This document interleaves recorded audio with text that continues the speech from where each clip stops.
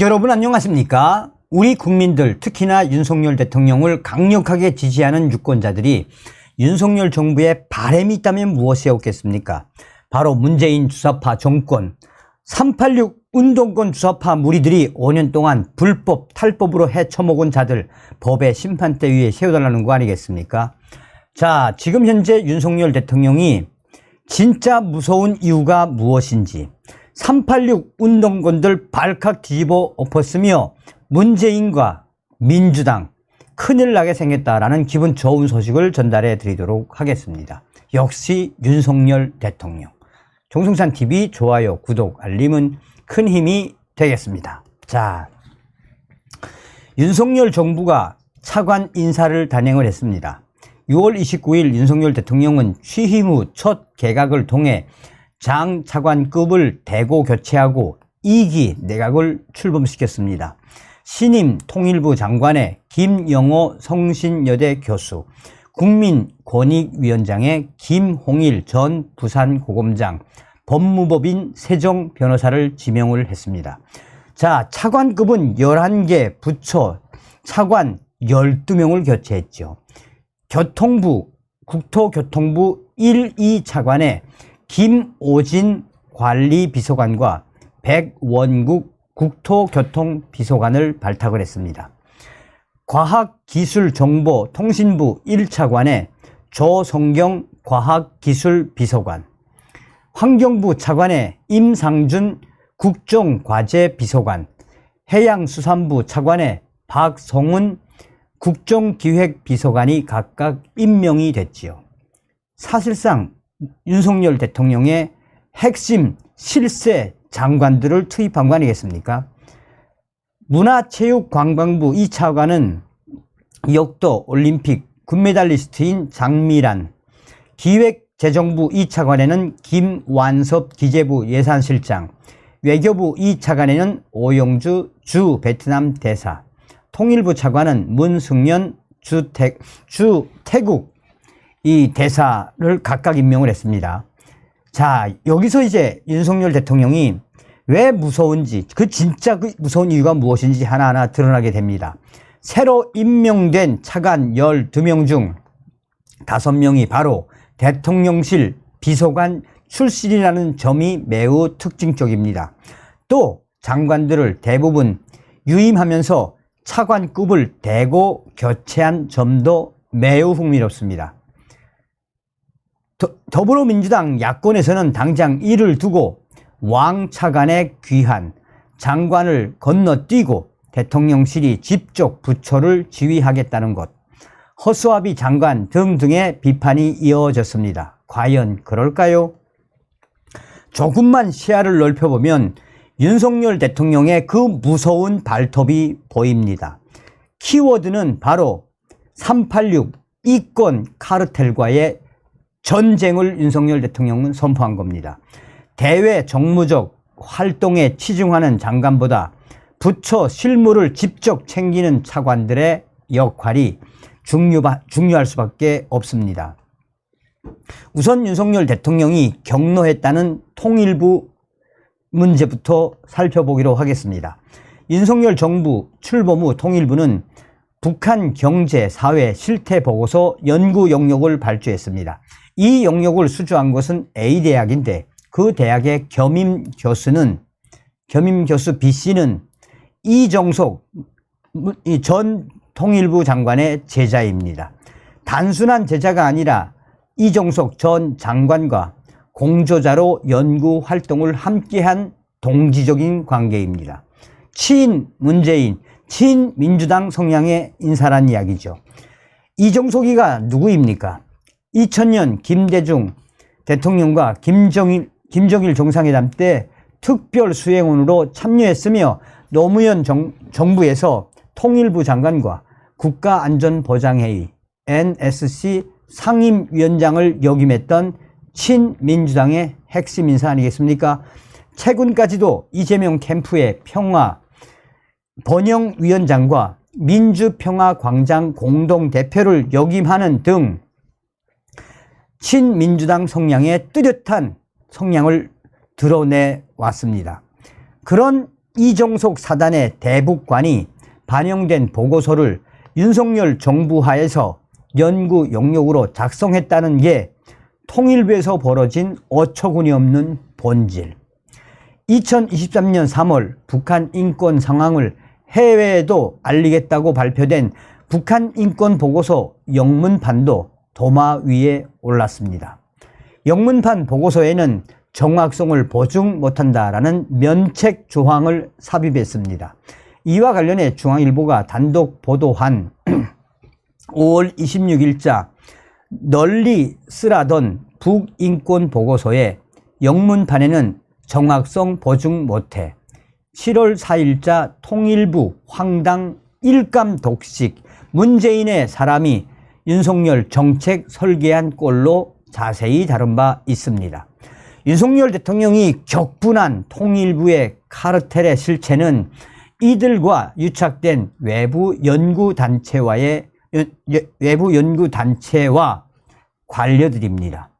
윤 대통령은 이들이 외부 연구 영역을 독점하고 정파, 중립적인 문건을 생산한 것으로 포장한 후 친민주당 정책과 문건을 윤석열 정부 하에서 생산하려고 했다고 본 것입니다.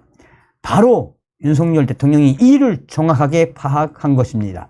실무적 차원에서 진행되는 이런 디테일을 장관과 정무직들이 꼼꼼히 살피지 못하면 정권은 교체됐으나 정책은 교체되지 않는 사태가 발생하는 것은 당연합니다.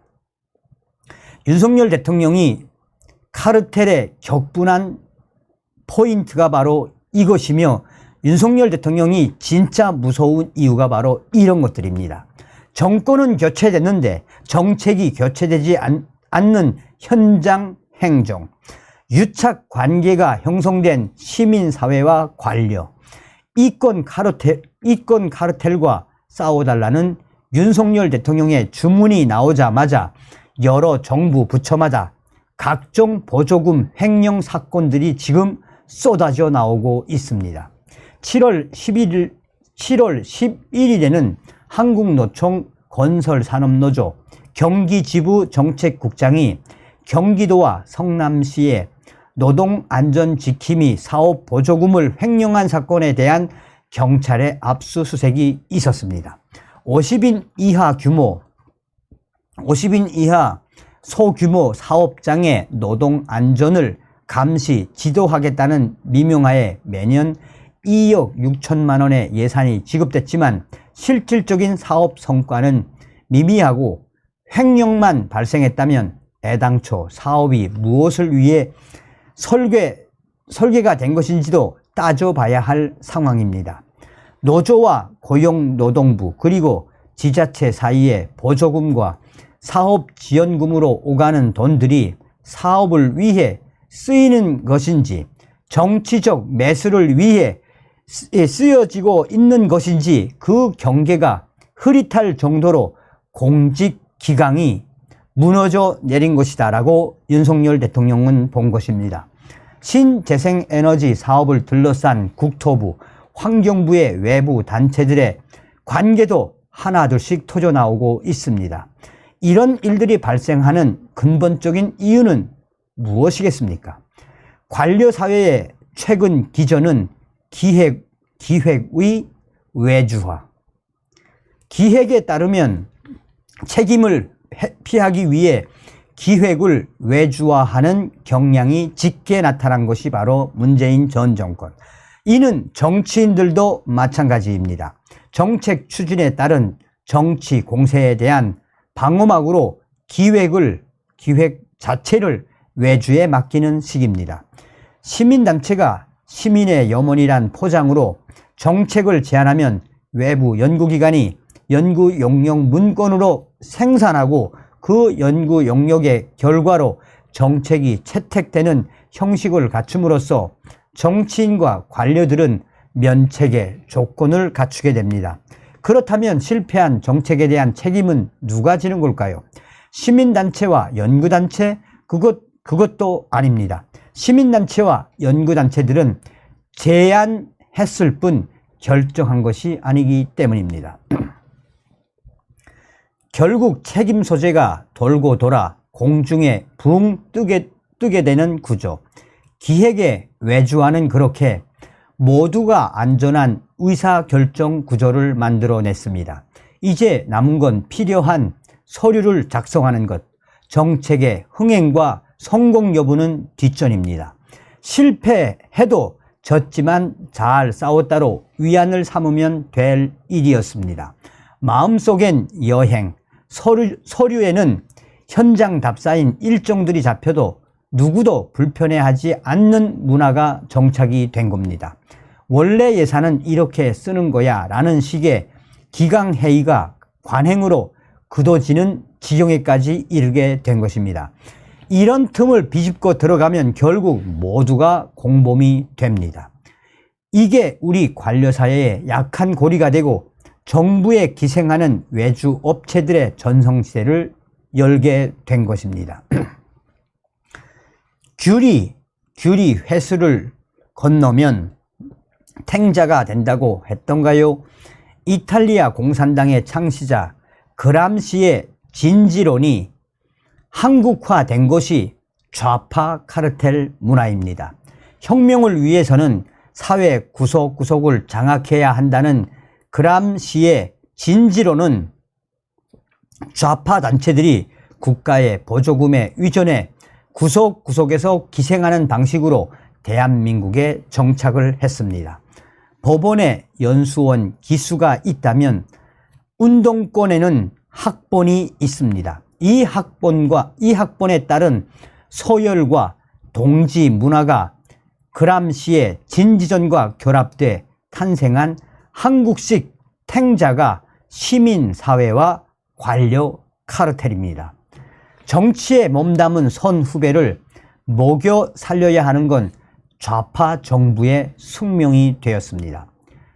대표적인 인물을 꼽으라면 바로 운동권에서 정치인, 사업가로 옷을 갈아입었던 허인혜 씨를 들 수 있습니다. 대관 업무가 반이다. 기업체 사장들이 자주 하는 말입니다. 그만큼 대관 업무는 중요하면서도 고된 일입니다. 그 대관 업무를 허인혜 씨는 정말 아무것도 아닌 일처럼 했습니다. 서울도시주택공사 변창흠 사장에게도 쉽게 전화를 할 수 있었고 서울시장에게도 편하게 전화를 할 수 있었습니다. 허인혜 씨는 운동권 중에서도 운동권 선 후배를 통한 그의 대관 업무는 거침이 없었습니다. 박근혜 집권기에는 박원순의 서울시를 중심으로 하던 그의 대관 업무는 문재인이 집권하자 국가기관을 타고 전국구로 뻗어나갔습니다. 허인혜, 임정석의 선배지요. 그는 농민들에게 월 100만 원의 전기 판매 수익을 주겠다는 포부를 밝혔었습니다. 농어촌 공사를 통해 배수로, 저수지, 축사 지붕 등의 태양광 발전기를 설치하겠다고도 했습니다. 문재인 정부 때 그와 술자리를 가진 적이 필자는 있습니다. 그 자리에서 허인혜 사장은 정석이 이 자식 전화 안 받네 라고 툭 뱉었습니다. 그가 전화를 건 정석이는 임정석 당시 대통령 비서실장입니다. 허인혜 사장은 고려대 파리학번에 전대협이 결성되기 전인 1985년 삼민투 위원장으로 활동을 한 운동권의 대부입니다. 임정석 전 비서실장은 한양대 86학번 전대협 3기 의장입니다. 현직 대통령 비서실장도 거침없이 전화할 수 있는 이가 우리나라에 몇이나 될까요? 필자가 보기에 당시 태양광 사업의 보조금 규모나 내역 등을 파악하고 전화 몇 통화로 자신의 지분을 확보해 사업을 할 수 있는 대관 업무의 신, 그가 바로 운동권의 대부 허인혜 사장이었습니다. 당시 태양광 사업은 관련된 연구 영역을 수행하는 업체와 연구 용역을 위대한 지자체, 그 사업을 수행할 사업체 모두 운동권 선후배들이 얽혀 있었고 모두 운동권들이 차지하고 있었습니다. 그뿐입니까? 진보 진영의 스피커도 그 합종연횡의 테이블에 앉아 있었습니다. 필자가 자신있게 말할 수 있는 이유는 그 스피커가 다름 아닌 필자였기 때문입니다. 호인의 사장이 진출하고 싶었던 시장이 바로 전기버스 시장이었습니다. 그는 술자리에서 버스 차대를 어디서 구할 수 있는지 계속 궁리했습니다. 상용차를 전기차로 개조하는 업체 대표를 붙들고 그는 중국에서 차를 구해오면 전기버스를 만들 수 있는지 의뢰를 했습니다. 그런 논의가 있고 얼마 후 운동권 대부 허인의 사장이 아닌 다른 운동권 인사들, 친정부 운동권 인사들이 전기버스 사업을 추진을 했습니다. 세상을 떠들썩하게 했던 이 모터스가 그 대표적 사례입니다. 운동권에 위한 연구 영역, 운동권을 위한 정책 결정, 운동권 업체가 집행하는 정책, 이 삼위일체 카르텔이 비단 태양광과 전기버스 사업에만 있을까요? 환경부 블랙리스트 사건을 되짚어보면 알 수 있습니다. 문재인 정부 시기 어느 날 필자에게 급한 연락이 왔습니다. 한국환경공단 이사장 인사를 A 의원이 바꾸려고 한다는 연락이었습니다. 유시민계가 이사장으로 가기로 되어 있었는데 김근태 계가 치고 올라온다는 얘기였습니다. 이걸 이슈화 시켜달라는 부탁을 받았습니다. 결국 이 갈등은 민정수석실에서도 조율하지 못했습니다. 한국환경공단 이사장을 적폐머리 끝에 사퇴시켰지만 공석이 된 이사장 자리에는 누구도 가지 못했습니다. 이럴 거면 사퇴시킬 필요도 없는 일이었습니다. 어차피 예정된 임기를 넘기고도 후임자를 뽑지 못했으니 말입니다. 환경부 블랙리스트 사건은 한마디로 블랙 코미디였습니다. 실효적인 효과는 전혀 거두지 못하고 소리만 요란했으며 결국 유시민계 인사가 이사장 자리를 포기하고 상임감사로 물러나며 이 갈등은 일단락됐습니다. 환경부를 둘러싼 블랙 코미디는 여기서 끝나지 않았습니다. 문재인 정부는 SRF 열병합 발전소를 시설 폐쇄 조치를 했습니다. SRF 이는 비닐, 플라스틱, 폐지, 폐목재 등 가연성 쓰레기를 재처리해서 만드는 고형 연료입니다. 이 SRF 소각 시 발생하는 미세먼지, 환경 호르몬 등을 문제 삼았습니다.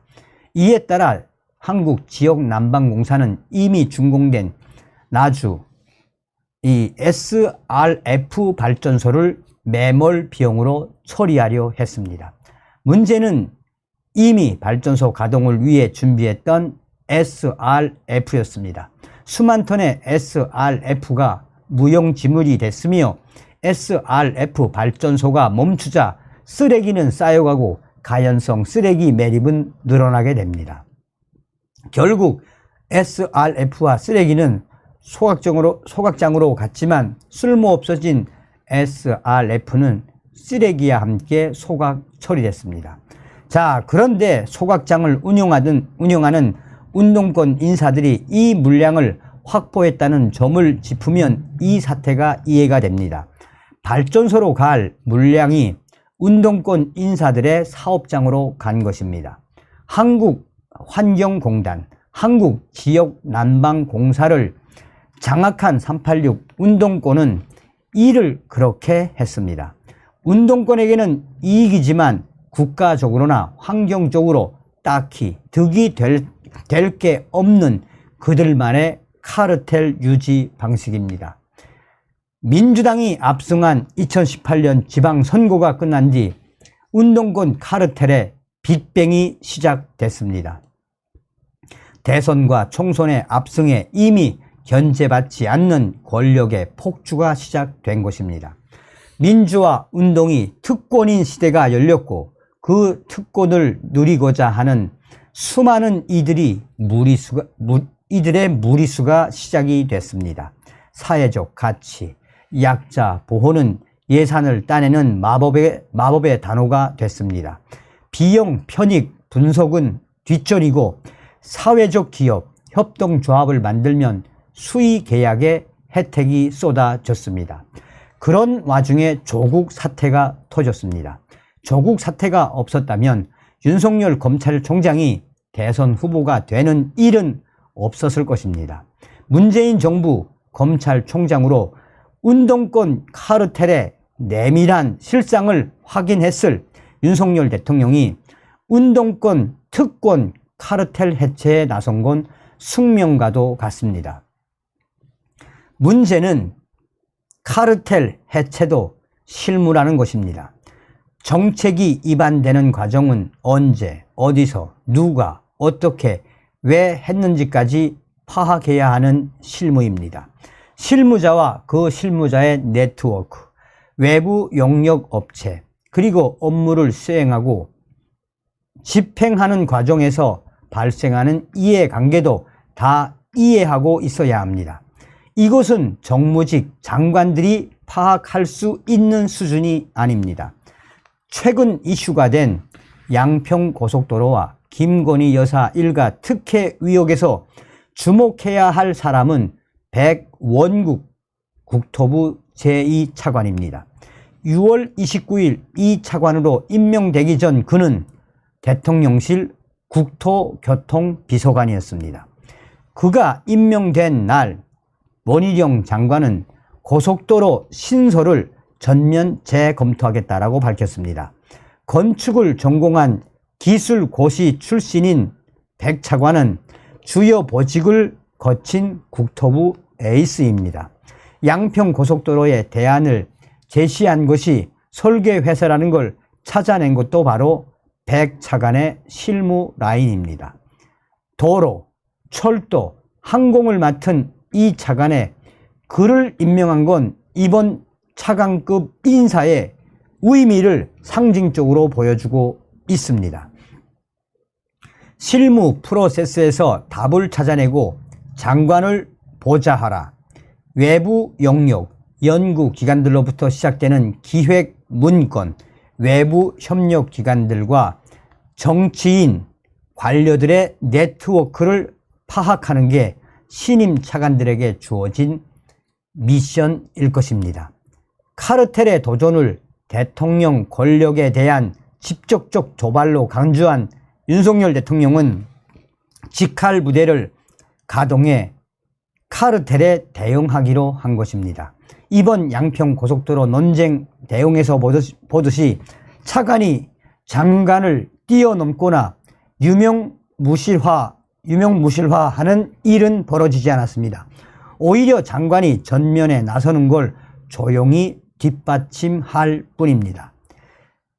민주당과의 대립이 첨예한 상황에서 정쟁으로 비하할 수 있는 장관 청문회를 피하려는 계산도 있었을 것입니다.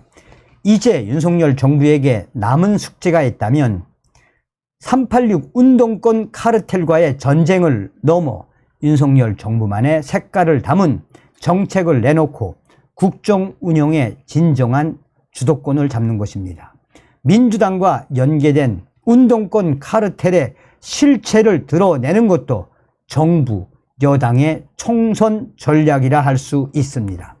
그런 점에서 이번에 임명장을 받은 차관들이 활약에 따라 총선의 승패와 윤석열 정부의 명운이 결정된다고 해도 과언이 아닙니다.